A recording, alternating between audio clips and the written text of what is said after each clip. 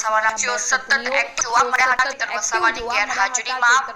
અને બીજી બાજુ ડેડિયાપાડામાં પણ આમ આદમી પાર્ટીના દિલ્હીના પૂર્વ મુખ્યમંત્રી અરવિંદ કેજરીવાલની સાથે પંજાબના મંત્રી અને પ્રદેશ કક્ષાના આમ આદમી પાર્ટીના નેતાઓએ પણ સભા ગજવી હતી અને ચૈતર વસાવાને સહકાર આપ્યો હતો કે જે રીતે ચૈતર વસાવાને ખોટી રીતે જેલમાં મોકલી દેવામાં આવ્યા છે, ધકેલી દેવામાં આવ્યા છે, એટલા માટે તેમની ગેરહાજરીમાં ડેડિયાપાડામાં આમ આદમી પાર્ટી દ્વારા એક મોટી સભાનું આયોજન પણ કરવામાં આવ્યું હતું, જેમાં આદિવાસી સમાજ પણ મોટા ભાગે જોડાયો હતો। હવે તે વચ્ચે સૌથી મોટો પ્રશ્ન એ ઉઠી રહ્યો છે કે શું આજે 13 ઓગસ્ટ છે અને ચૈતર વસાવાના જામીન મંજૂર થાય છે કે કેમ ને હજુ સુધી,